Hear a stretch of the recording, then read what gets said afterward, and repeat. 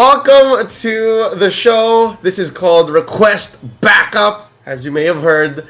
Ako nga pala si Leo at your service, and I'm so glad to have you here. Welcome, whether you're watching through my page or via the EGG network. Thank you so much. And as well, to the fam in the back end, to the staff who made this happen, and thank you all for the support. Thank you so much. And what this is exactly is a little talk show wherein makikipagkwentuhan tayo at makikitambay tayo sa mga paborito ninyong MLBB personalities in, around, and those who are also fans of the MPL, whether it be in the Philippines or internationally. Yan ang ating mga pag-uusapan. And of course, without further ado, let's go ahead and introduce our very first guests for the very first episode. Ang kinakaabangan ninyo at ang mga pinakabagong miyembro ng MPL family. Let's all welcome Chantelle and Naisou. Ate mo, Chantelle! Hi, Naisou! guys! Kumusta? What's up? I'm excited for this episode. Yan, what's up, guys? It's a Monday? Tama ba? Monday ba ngayon? Yes, sir. This Monday. Sakto. So, Monday, kaka-off lang natin sa MPL. Kumusta naman kayo? How is your first day of rest day? Ate Chantelle? Sinagad ko talaga yung pahinga ko ngayon para madami tayong maikwento for today. Pero yeah, pagka after MPL, yung Sunday natin nagiging Monday na. So, excited for this episode, and of course, very energized din tayo na i-share sa mga tao yung mga nangyari or yung history ng Mobile Legends. Paano yung sinagad? Pakita mo paano yung sinagad yung pahinga. You slept well. I hope you slept well. Yes, I did. Did you really, Chantelle? Did you have a status? Was that last night? There was like a status like in the middle of the night. That was after the earthquake. Kasi yeah, I think everybody woke up. Kasi after nun, narinig ko na lang sa ulo ko yung kanta na yon. Yeah. Honestly, I wish I could sing along, pero hindi ko alam yung kanta. Promise guys, hindi ako nagmamalinis, hindi ko alam yung kanta. But Naisou, let's check in on you, man. How are you? And by the way, may lindol nga pala, so I hope everyone's safe. How was your first day off of MPL? It was good. Honestly, every Monday, I actually go back and rewatch the weekend games and kind of like take some notes and everything, but I just something really good, like have a really good meal. That meal for me is sinigang. So I had some really good sinigang, and then just rest and relax, catch up on some shows, especially, I have some shows, weekly shows that I don't get to watch until Monday. So, and then we just prep, I guess, and play a little bit. Crazy, no? Parang isang araw pa lang ng day off, iniisip mo agad yung prep. Kakatapos pa lang ng week 5, week 6 agad ang nasa isipan ng isang Naisou. But yes, sana all may sinigang. Well, tell us what kind of sinigang was it? The best kind, man. It was sinigang baboy. I think it's baboy. That's the pork one. Yeah, pork one. That's the right answer. Tama ba? Ate Chantelle, tama ba? Sinigang na baboy ang best? Yes, iba ang lasa ng sinigang, lalo na pag medyo makapal yung taba. Yeah. Sorry. Nag-crave ako bigla. We got sidetracked, but let me just say, masarap din siya kapag yung sili ay napisa. Tapos, yes. Was it spicy, Naisou? Yeah, it was. I love it spicy. Ba't mo sinimulan? Sinimulan ni Naisou eh. My bad. But no, just kidding. I hope everyone else is having a great day. Again, 5 o'clock na. Kung hindi pa kayo tanghalian, sana nakakain na kayo. Or maybe early dinner. Sit down with us and have fun. Let's talk about the history and the life and times of Mobile Legends Bang Bang. Again, 5 years old na ang pinakamamahal nating laro. Real quick before we jump into the show and run through what we're gonna be talking about. Shoutouts muna tayo. Say what's up to Excalibur, sa mga pinaka-loyal nating fans, kay Anthony, kay Jacob, and kay Andrew, kay Rafael, and kay Cyril. Ayan, si Cyril nagka-crave na rin. Look what you've done, Naisou. My bad. All right. So today we're gonna be looking back at the history of our beloved game. Again, 5 years old na. Si pinakamamahal na MLBB. ML. ML! ML number one. ML number one. All right. So it's 5 years old. Started in 2016. We're gonna be looking back at how we started playing the game.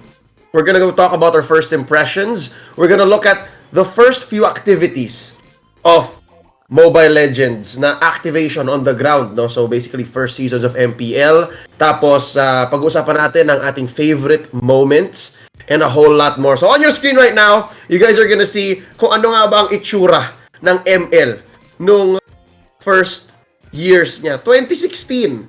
Do you remember the screen? Imagine, parang ano na siya eh. Parang hindi ko nakatanda eh. Is this the same game that we are casting today? Kasi yung graphics niya, iba na. Even the faces of the heroes. Si Taglish, ganito pala yung buhok niya before maging white. Yeah, I mean, the items, the item art just changed kind of recently, right? But the hero portraits, the graphics, it's kind of weird because I remember when we first saw this too, I was like, wait, did it look like this back then? And it's funny because I actually started playing Mobile Legends back in 2016. And I completely forgot that it even looked like this. Perfect. Naisou. 2016. Do you remember the month? Do you remember when you actually installed the game and then started to really get into grips with it? Was it when did it come out? I swear it was like maybe a month after it came out. I feel like it was like around this time of the year. Was it? What was the official date? 2016. Do you know? Do you remember what month it was? Let me look it up. October. October, right? Yeah. Oh, Q4? You'd say Q4? Q4, yeah, definitely. Because I remember it came out and downloading it on the App Store, and it was like fresh. And my friends were getting into it from, I believe I was still in college then. Yeah, I was still in college. So my friends were getting into it, and then it didn't have that many reviews or anything. I was just like, oh, I might as well try it. So yeah, it was definitely around this time of the year, back in 2016. I think it's the same for me too. I remember it was nearing the end of season 2. Season 2 of Mobile Legends, not MPL. So during that time, I was just invited by my brother. Tapos sabi niya, try this game. Mukhang magugustuhan mo. Pero nung time kasi na yun, MMORPG yung mga nilalaro ko. So I did not know na maa-addict ako sa MOBA. So after I tried playing Mobile Legends first night, parang doon na-addict na ako, tuloy-tuloy na siya. And then yeah, I don't remember na din na ganito pala yung itsura ng Mobile Legends before. Even the name of Zilong was Yun Zhao, di ba? It was different. So for Naisou, it was friends, no? Parang you all started to figure out parang, oh, there's a MOBA on mobile. And we can play it. And for Chantelle, your siblings. Yep. Okay. Ako medyo in between. Kasi I don't remember. I think in 2016, yung phone ko hindi pa gano'ng kaganda. So I was surprised to find a game that looks like ML is on this little device. Again, 5 years ago, phones were so different. So when we started to install it, me and my friends, saka ako siya inintroduce sa tropa, from tropa to kapatid ko. So me and my brother, we were Dota kids. So, kami pa yung tumatakas noon after school. Tapos uuwi kami like right before our parents would come home. And to imagine na nasa cellphone yung larong yun. Diba? Do you remember, well, of course, cellphone ba? Do you remember playing MLBB on a cell phone first? Yeah. Wait, playing MLBB on a phone? Yes, did you? Or was it an iPad? Because I played mine first on an iPad. Akin cellphone agad. Tapos Yeah. sobrang liit pa na screen ng cellphone ko nun. So, grabe. Same. Naalala ko yung struggle ko na medyo maliit yung pinipindot. Tapos pag nainis ka na matatalo ka, parang gusto mong pigain yung cellphone na hawak mo. You know what's crazy about that? It was just last year, 2020, that I played ML on a iPad. I have been playing on a phone ever since. So, Okay. when I did it, I actually had a harder time on the iPad because I had played on the phone for 4 years, 3 years, Yeah, I something think like that. it's meant to be played kasi on a phone. Pero in the rise of some of our favorite streamers, I think there was a time na si Doggy ay naka iPad. Oh My Venus competed in the Yeah. MPL na naka iPad. Other creators like Yuri was playing on an iPad. So meron siguro talagang sariling tastes. No? How about you guys? When did you guys start to play MLBB? It's your turn to share with us. Saying what's up to Ervic. Back in the days when Eudora still looks scary. Oh yeah, Eudora kind of looks pretty now. Dati nakatakot siya. Andrew, George, Arwin, they all remember their old times playing. MPL mamaya, pag-usapan natin yung MPL. Pero ito, may interesting dito. Yung iba naka-emulator daw nung nagsimulang maglaro. Sa PC daw sila naglalaro ng MLBB. Yes, ang alam ko up until now meron pa rin comfy na sa PC talaga gumagamit kasi usually nga 'di ba, yung mga nagta-try maglaro ng Mobile Legends is kagaya ng brother ko, Dota player siya tapos in-advise niya sa akin to play Mobile Legends. So, I think it's basically the same kaso mahirap pag tinry ko siya one time using the BlueStacks, napakahirap niyang gamitin kasi yung Yeah. pag sa phone tapos biglang magpi-PC ka, it's different. Pero iba, mas malaking screen. I don't know because I tried the emulator also coming, from PC MOBAs, and like I tried it, but it seemed like there was some type of delay that wasn't in the phone for me. Yeah. Maybe it was my computer, maybe it was the emulator I was using, but I felt like it was much smoother on the phone. So I was like, oh, this is meant to be on the mobile device, so I might as well just learn how to play it there, and stuck with that. I think hindi siya optimized for Yeah. emulator. Even if your PC may be stronger than your phone, iba talaga eh. So again, this game built for MOBA and developed now over the years. Again, sobrang iba pag tinignan mo talaga yung dating screenshots. Like Kudos nga pala. Alucard. Yeah, look at those. What's interesting is Bruno changed very little, if any. Yeah, Kaya, true. Parang siya lang yung almost the same. Oo nga, iba. By the way, yung nabanggit natin kanina sa emulator, I remember one interview, nabanggit ni Dilar na nung nag-start pa lang siya mag-play ng Mobile Legends, naka-emulator siya. Kasi nga, from PC game din sila before. Imagine mo yun, si Dilar nagsimulang maglaro ng ML sa emulator. Ngayon, nanununtok bilang pakito sa MPL Season 8. Like you see how far he's come and how far we have come as an esport. But real quick, before we move along, shout out, inunahan na tayo, si Madam A pinned her comment right now on my page. This is our question for the show, alright? This is our audience bit right here. We're gonna ask you guys to request backup. Ang sagot ninyo, what's your favorite season so far of the MPL? Share your answers right now. Pero sige, na-introhan na natin eh. MPL. Alright? What was the first season that you remember watching and really becoming a fan of? Chantelle, I think I know the answer for you. Season 1, tama? Yes, MPL Season 1. Talagang bumiyahe kami noon. Papuntang MOA.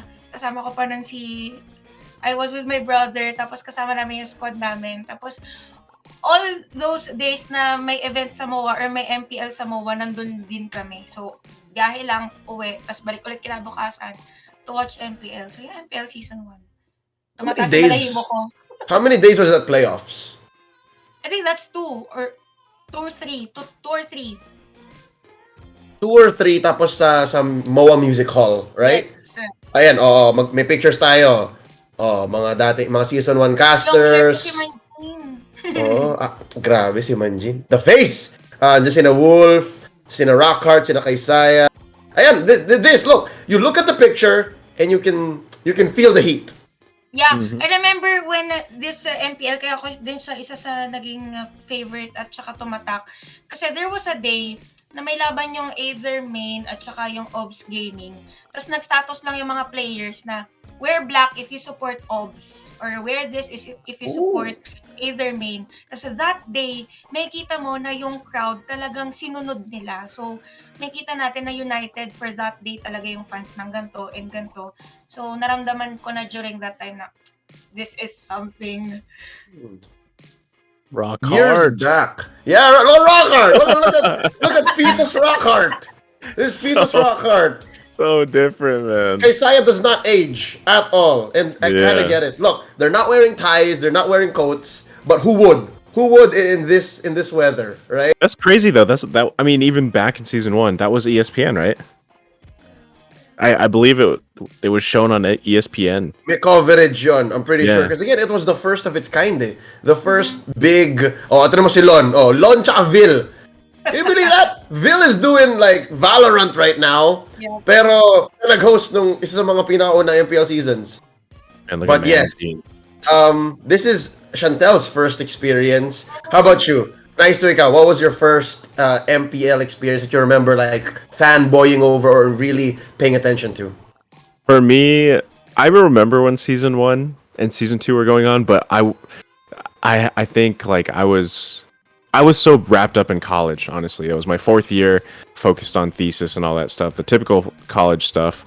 But I think it was season 3 when I forgot where it was, but I remember Archangel, I believe. Okay, Archangel was that one. Yeah. So Archangel was one. I think I was there briefly. I wasn't there for the finals, but I remember I think it was a reverse thing. Like they were down 2-1, I think, and then they come back and win the championship. And I remember being like, wow, the esports scene for this is actually pretty cool, right? And then I was like, that's when it piqued my interest, I guess I would say. So I was already playing it at that point for over a year or so, and then it was season 3 that really kind of like piqued my interest because I came from watching so many other esports, just in various genres, even with the MMO that I was playing a lot, World of Warcraft, and so I was looking for an esport to watch here in the Philippines.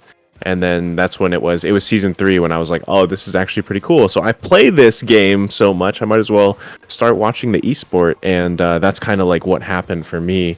And then I got deeper into it. Once you start watching MPL and like start following professional teams, that's when it's just like, okay, this is now my thing, and you start, even though I was busy with school or teaching or whatever at that time, it's like you would go and check like the news, like the media sites that updated everything and try to stay up to date as much as possible, especially like favorite players, favorite teams. So yeah, for me it was season 3. Okay, I hate how it's actually season 3 for you because we're gonna have to pedal back a bit. For me, it was season 2. Season 3 was my first season casting for the MPL, and ang daming funny stories from season 3. And really, I wish there was a better explanation as to how I got into it. Pero legit, minessage lang ako ni Wolf. Sabi niya, G ka ba mag-cast? And I jumped onto the opportunity, and later on, andito tayo. But for me, it was season 2. Okay? Season 2, right here, you'll see it on your screen, the one that Signal Ultra won. This was at Circuit Makati. Tama ba yan? Circuit Makati! Look at that. Mahirap puntahan. Actually, napakatagal pa or inalam pa ng mga tao kung paano pupunta during that time sa venue na yan. Mm-hmm.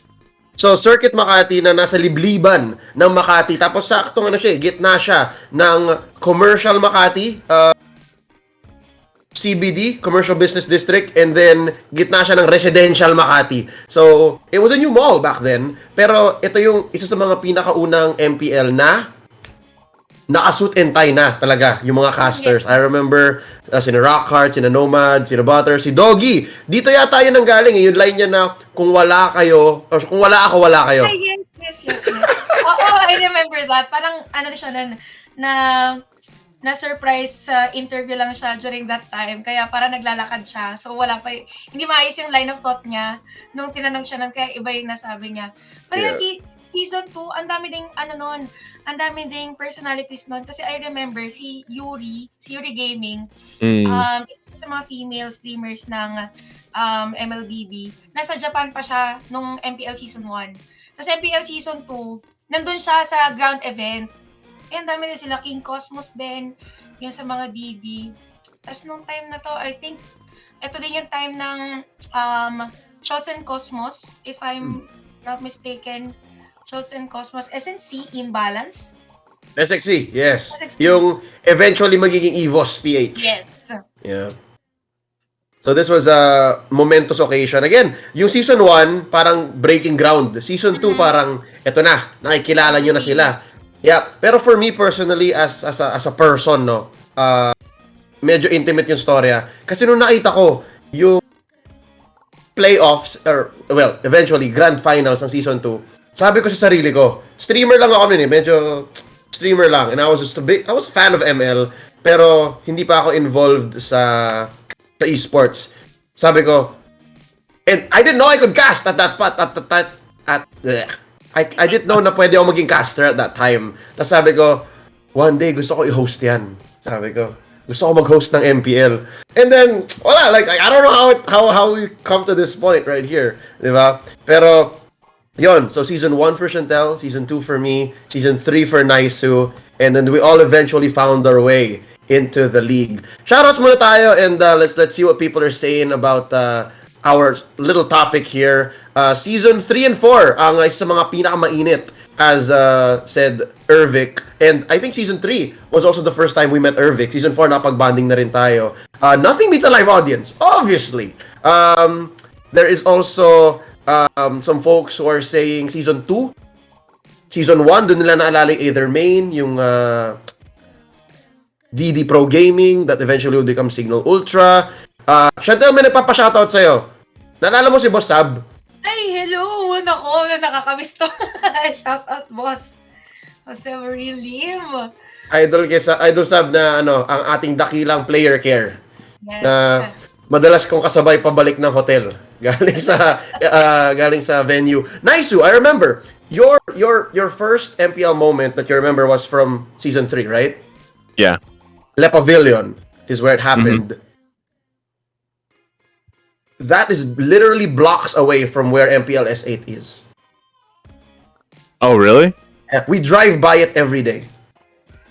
Where is it? You know where the McDonald's is? Yes. The McDonald's, the Starbucks, the Jayco. Yeah. Behind that, Union. Oh, behind all those kind of new area. Like it's a street behind. So ang lapit, diba? So it really triggers memories whenever we're swinging by. So imagine how many champions have been made in that little complex. Yeah, and that area in general too. Yep.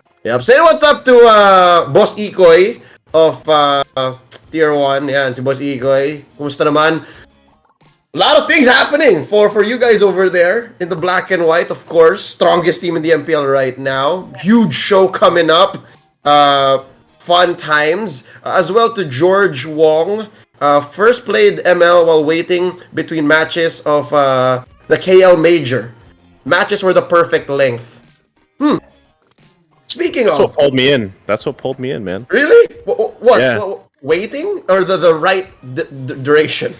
The right duration. I mean, that was like, because I was so busy in college and I wanted that gaming fix. I mean, I'm playing games forever, right? But you just get to a point in school and you just want something that kind of like takes off that itch to play a game. And ML was that thing for me because matches, 10 to 15 minutes, I think at that time. They're a little longer now, but when you first start playing 10 to 15 minutes, you could get like 1-2 games in and then go back to whatever you had to do for school. For me, that was the case for me. So that was a huge thing that kind of just pulled me into it. And then you find out too that because I used to just play classic all the time, experimenting with a bunch of different stuff.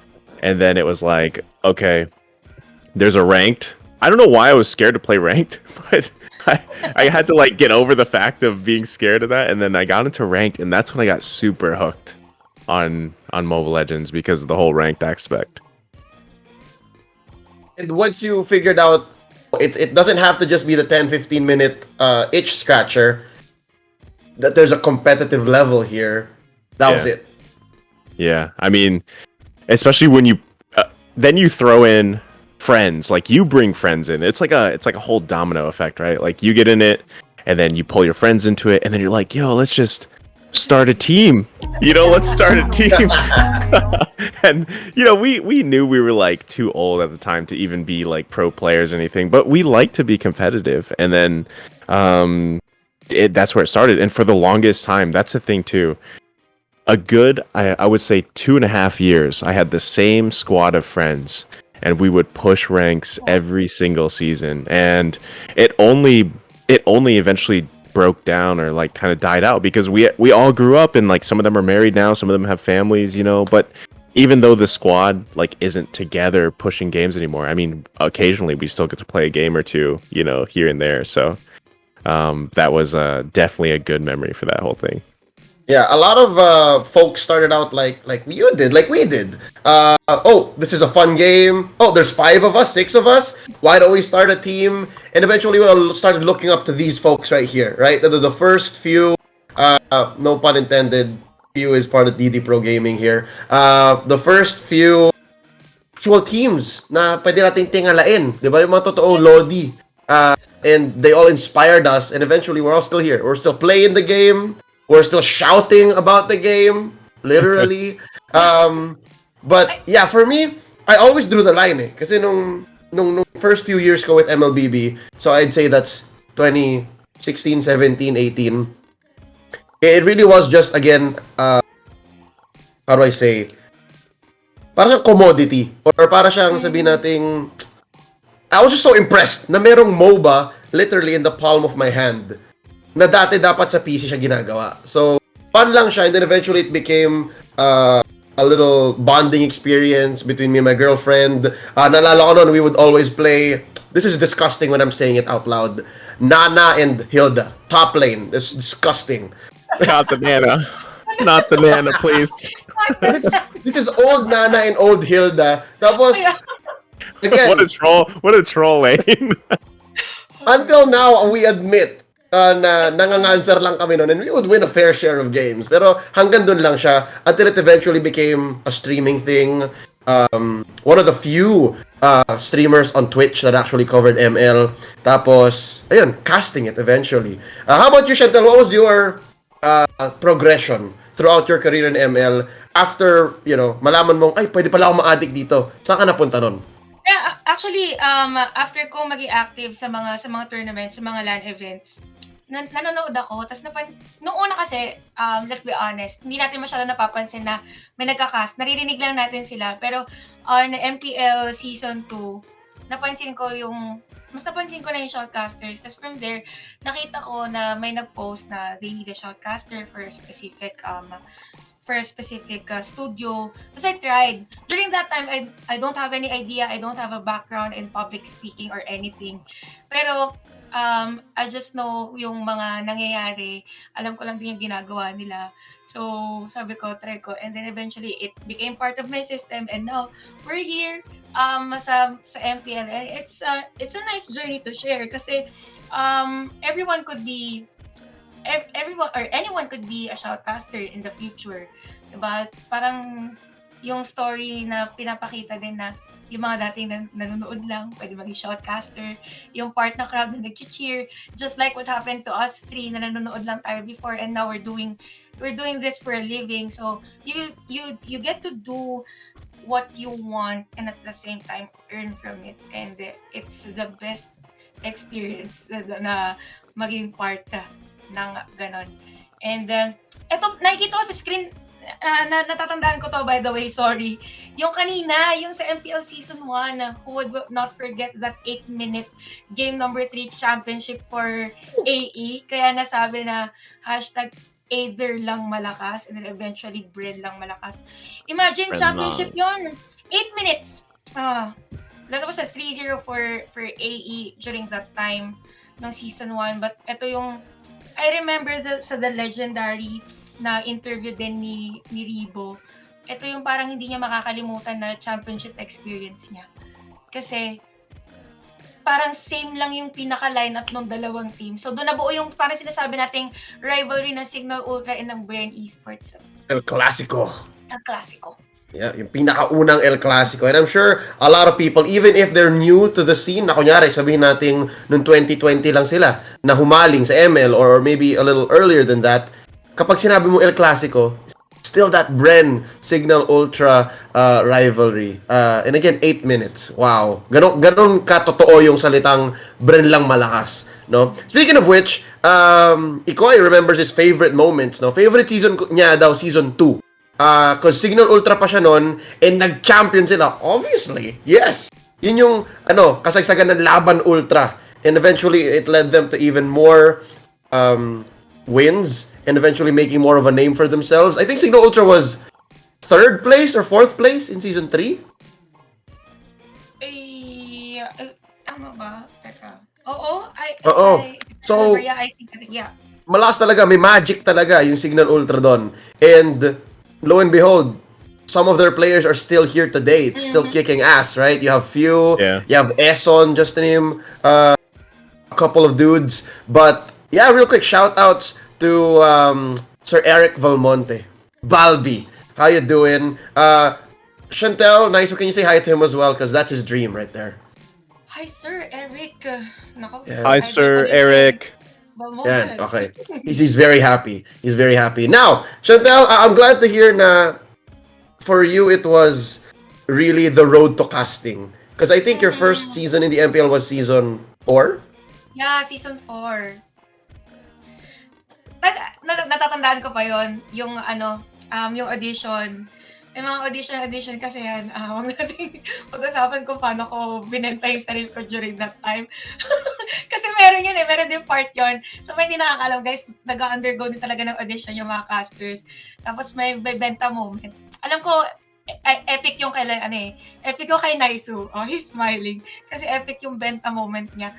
But yeah, it was a shoutcaster journey for me din. Kaya parang feeling ko, yung growth ng MPL, feeling ko part din ako nun kasi habang nag-expand din yung MPL, feeling ko nag-expand din yung growth ko as a caster and yung community din syempre. For sure. No doubt, Chantelle. As in, you have been with the league through thick and thin as a fan, as a caster, tapos naging content creator ka muna, tapos nagbalik ka after the caster search. Same with you and Naisou. I mean, Naisou had a different journey, but after that caster search, I think something really changed. Yeah, I mean, casting in general, man. And it's funny too because Chantelle, I believe we were in the audition together. Yes. Oh my god! And that was actually the first time I actually met Chantelle, and I was thinking like, she was nervous in the audition, and then when we went to the caster search, when she made it, I was like, why are you still nervous? Like, you made it here, the top 9, you know, and you have experience. And I remember telling Chantelle, like, just take a deep breath, and everything's gonna be fine. And then now it's crazy, like, you know, when we're there on the weekends and we're all there casting together, pretty much, even though we're on different desks. But yeah, for me, I mean, it was really it's really crazy how I ended up casting for the MPL, and kind of like you, Dan. I mean, I didn't know I wanted to be a caster. I didn't know that like I could be a caster. I think that's the thing. A lot of people that might be interested in it, there's not really a clear path on how to get there. They're starting to be recently, but for me, it was something I would do while I was streaming. And then eventually I posted some content on, I think it was TikTok. It got the attention of Butters, I believe. And, you know, he just hooked me up to the right people. That's where I met Dan as well. And then boom, we tried out for the caster search after a bunch of other stuff happened, and we made it to the top 9. And I mean, we didn't win, but we got the great experience. I think that was a thing. Like, even if you didn't win the caster search, I think all the people that were there knew the amount of knowledge and value that we were getting from that just by being around all these talented casters. The amount of, I mean, even mentally, I remember Chantelle, you said the same thing, like super tiring, just the amount of knowledge that was given to us in 3 days. I think it was 3 days. And I appreciated that weekend so much as a development process for myself, and then it just led into more opportunities, and then now we're here, you know. And you said so many things that's like super based on real life. Again, lahat ng sinasabi natin, Chantelle, Naisou, me, even the folks at home watching right now, no? Thank you guys so much, by the way. Nagkikwento sila. And when you read what they're saying, what everyone's sharing about their favorite season, their favorite moments, nothing actually talks about the game. Diba? Like, nothing is saying, oh, nalala ko yung sobrang lupit ng Gushon, sobrang lupit ng Bruno. Diba? Like, our favorite moments are things that we experience together. And that's just what shows that MLBB is not just a game. Not just an esports. It's a connection. It's an experience we all share. Diba? And that's what we've all created together in 5 years. Diba? We've made dreams come true. We've made careers. We've grown as people. Ano pa mangyayari in another 5? In another 10? Diba? We have... Yeah, one thing I was just going to add to that, Dan, was I think what also going back on what you were saying about growing like this community around the game itself, it was also a thing that brought I feel like esports to the Philippines to a wider audience. I mean, yes, Dota was huge and everything, but I feel like MLBB also just kind of it was like that catalyst for esports here. Which I think is an amazing thing. Tama si Naisou, tsaka addition din regarding sa pagdadala ng or pagiging successful ng esports lalo dito sa Pilipinas is Mobile Legends is also the what do we call this? Yung naging grounds for other streamers na lumaki yung numbers nila as compared to the other games. So yeah, very successful ang community dito ng Mobile Legends. And makikita naman talaga natin yung sinasabi ni Leo kanina na nagsama-sama tayo for the love of the game, lalong-lalo na ng MPL Season 5. Imagine in the middle of the coverage, we were forced to do online broadcast, but the show must go on. The players have prepared for it, even the production, even the casters, and even the audience, lahat sila nakaabang dun sa mainit na laban. And it tells something about the community and even about the game na it's part of it's part of your system, it's part of everything you do in a single day, and yun yung mga bagay na ayaw mong ma-miss kasi you love the game. Yeah. I now want to play more. Honestly. Saan ka nag-reset? Yeah, ngayon na nabanggit mo yan, naalala ko naman kung gaano kasarap mag-Nathan. Alright? So, we talked a lot about MLBB, the MPL, esports, our experience with it from the past moving up to today. Pasok naman tayo today, alright? What's one thing that you love about the game now na wala dati? Before yung game, if ever you pick this specific hero, masasabi mo na before nag-aagawan, di ba, Gushon, Lancelot, pag nakuha to ng specific team at hindi na ban, ay panalo na sila. But this time, with specifically with this patch, with this new MPL, may kita natin na there is a diversity in terms of the heroes. A tank hero could be used as a jungler now. Dati hindi. Before, ang mga mid mo is, mga jungler mo is mga burst mages. So, nagkakaroon ng rotation, nagkakaroon ng pagkakaiba-iba. And yun yung kinagandahan kasi meron mga players na hindi gumagamit ng gantong role or ito lang yung ginagamit nila na hero. But with that, anyone can win, both for rank team and even for the tournament itself. I like that you mentioned that na ngayon because of, again, balancing and new mechanics. Some things can happen, some new things. Pero nakausap ko si Lebron last week, sabi niya mas baliwan daw yung dati. Parang dati kasi, di ba, yung laning, pwede mong iba-ibahin, pwedeng dalawa, tatlo naka-retry. Di ba? So, I don't know. Now I'm confused. I don't know what's more creative, now or before. I mean, for me, it's all that matters is that I can play Gord, and he finally got a end of the season skin. Season 21 finally got the skin. I have all the skins of Gord. And as long as I can still play that hero, I'm happy. But jokes aside, I like this patch that just came out. Not just playing on it, but like from a casting standpoint, because when I would be watching as a viewer before even getting into casting, I understand metas and everything like that, but it gets to a point as a viewer where it, in a way, you know what is going to be picked.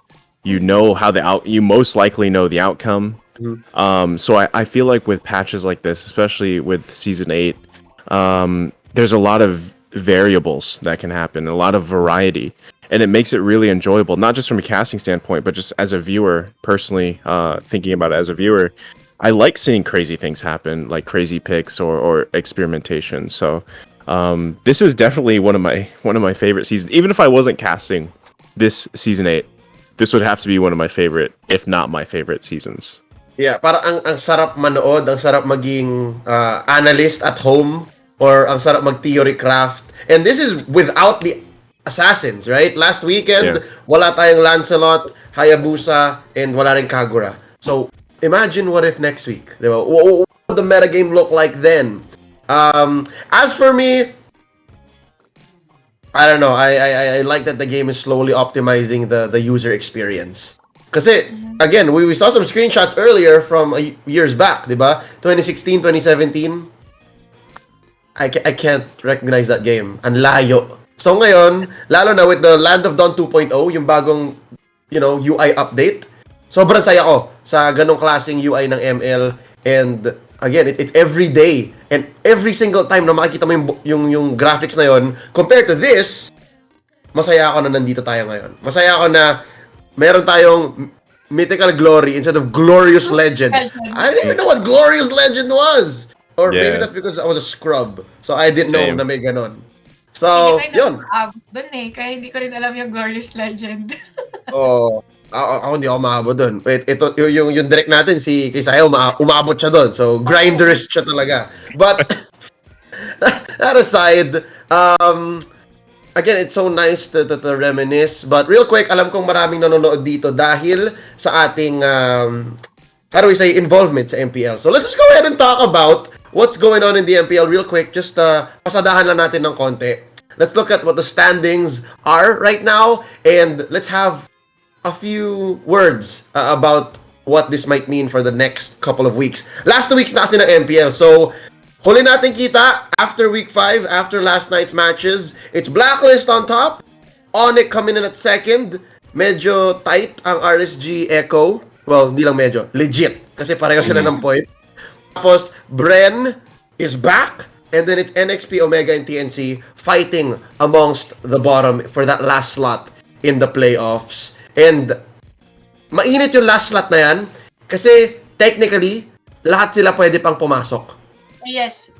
Actually, for TNC, meron ba silang 5 games? So, kailangan kung gusto nilang makaangat sa standings, they have to win with 2 zeros. Pero tama yung sinabi ni Leo that anyone can still have a chance kahit nasa 7 or 8 sila. Kasi we look at the bottleneck competition for Omega and NXT.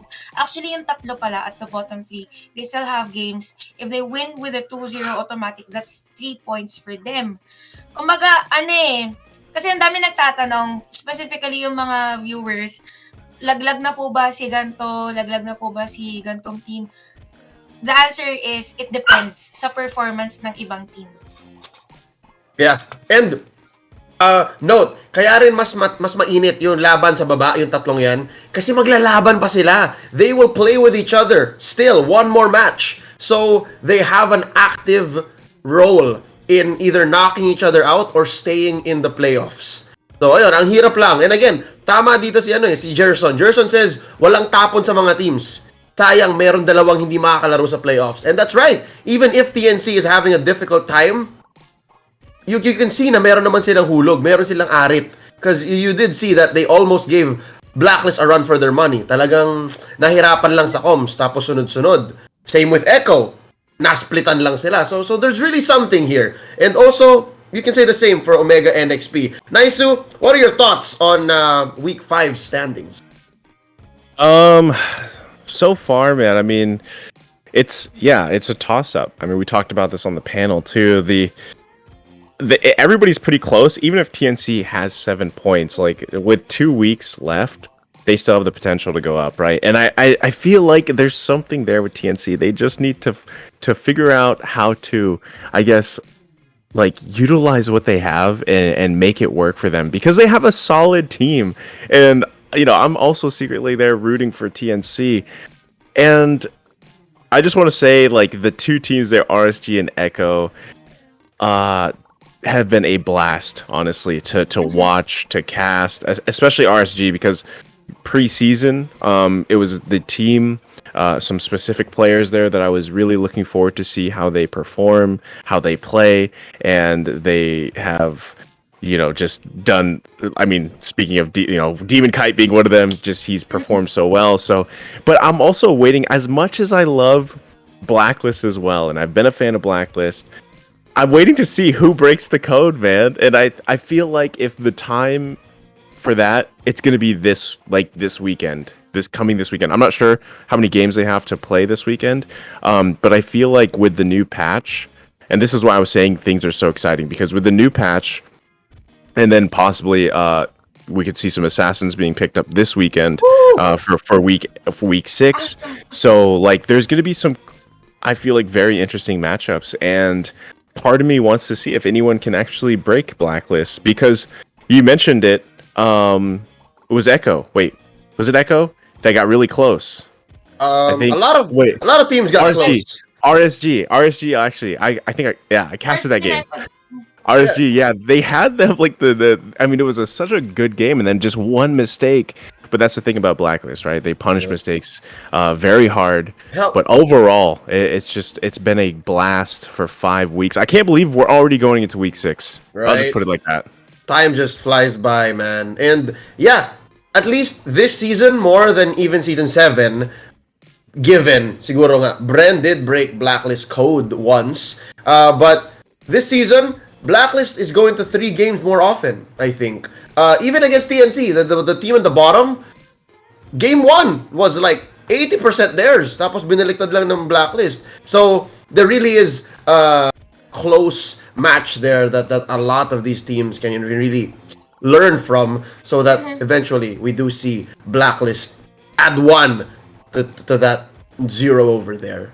Pinaka-interesting din talaga for this season is that we could say na Blacklist is at the top of the standings, but we could say, it's safe to say that hindi ma-identify talaga kung sino yung team na malakas over the other. Kasi we could say, week 4, we have a game, RSC versus Echo. For example, Echo won, and then the next match that we will see each other, it's a different story. So, this MPL Season 8 is a very interesting, but I'm more excited to see as to how Bren will perform in their next games, because they are on a win streak right now, and they have to they have to be consistent to keep that spot. Pero ganun din kabilis yung pagtaas ng standings ng sunod-sunod lang na panalo. So yan yung mga fans dyan na naka-supporter, nakaabang. Huwag nyo masyadong isipin kung nasan yung teams na favorite nyo ngayon, kasi every win is a point for them. At magkakadikit lang yan. That's 10, 11, 12. Even 7. Kasi maka 2-0 ko lang ng isang mabilis. That's 3 points. Yep. Meron silang... Let's check kung may laban pa sila ng Omega. Meron pa. O yun, di ba? Pag naka 2-0 doon si TNC, possible mag 10 points pantay. Di ba? Yeah, so that's what makes the bottom 3 so hot. Even if TNC, sabihin natin na pag-iwanan silang ganyan, they can still do something to make sure that NXPE and Omega have a hard time. So again, that's what makes the last 2 weeks so exciting. And again, whether you're a fan of these 3 teams or you would rather see one of them or all of them sit out, you really want to watch. So again, this is a great time to be an MPL fan. But with that being said, let's run through our last few responses. Again, favorite season of the MPL or favorite moments, or what do you like about the game now na wala dati? Here's Gian Gaming, a good friend of ours from the other side of the esports realm, talking about mobile gaming. He says, racking up is also more competitive now. Parang dati, pwede ka daw mag one-trick solo from elite to mythic. Now, you kind of have to have a good spread of heroes. True. Except for me. Because I literally only play one hero. Wait, Gold. legit. I was about to get on your ass about this, pero I agree. Chantelle, did you know? Alam mo ba na Ano yun? Metropolitan Manila number 3 pa rin si Naisou ng Gord. Oh, wow! And he barely plays. Ganun siya kalakas mag-Gord. So, tama. Kahit hindi siya magkaroon ng ibang hero, kung ganun kakalakas na Gord player, why not?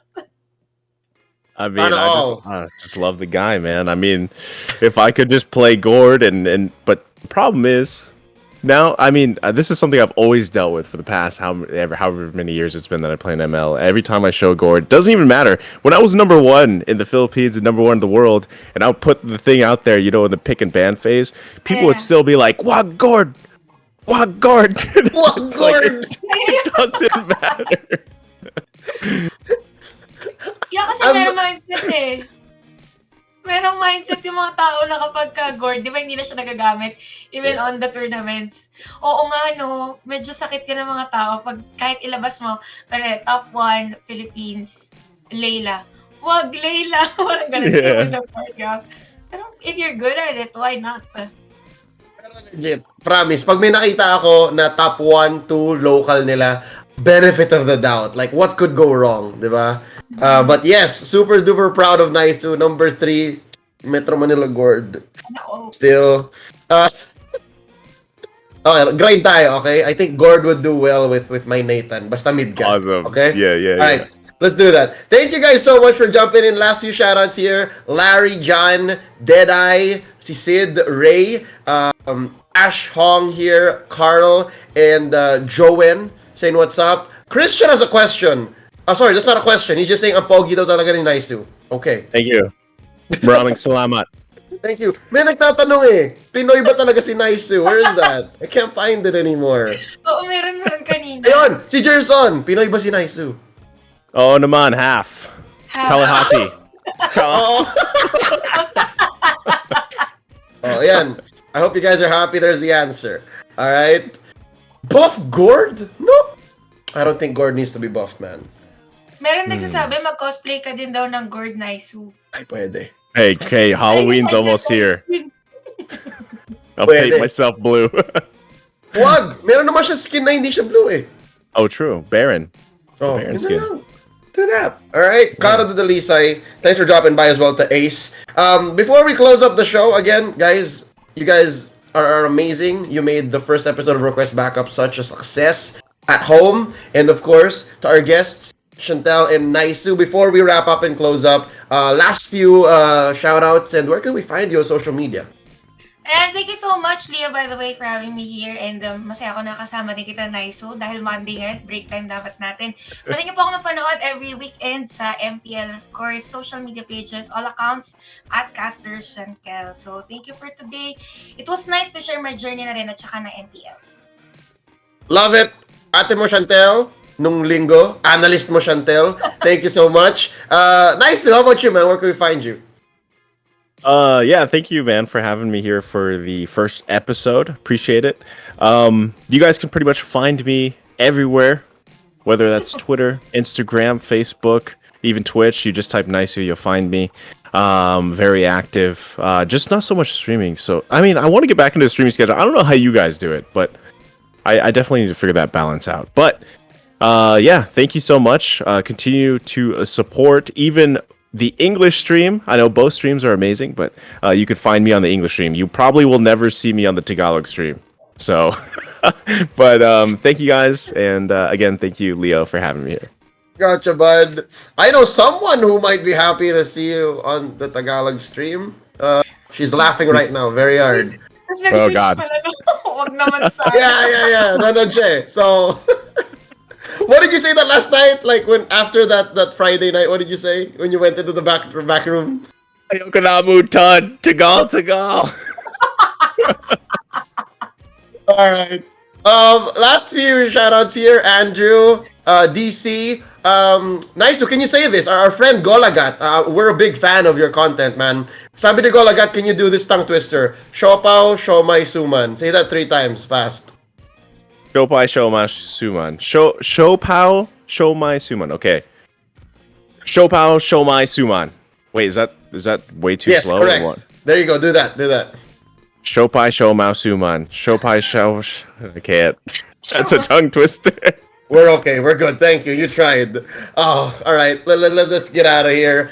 Ladies and gentlemen, I hope you had fun. I know I did. Our guests did as well. Again, 1,000 thank yous to Naisou and Chantelle. On behalf of everyone making Request Backup possible, the EGG Network fam, our director, back end, that's Kaisaya. Thank you so much. Jamal, Ash, George, and Rob, everyone, Philippines or Malaysia. Maraming salamat. Thank you all for jumping in. And to you guys watching, you guys are awesome. Kita-kits next week. Another episode of Request Backup coming your way. And abangan nyo na lang kung sino ang ating guests. As for me, y'all can find me at LeoCastsPH. Just add a .com if you want to see my website. And hope you guys take care. Have a great day. Out!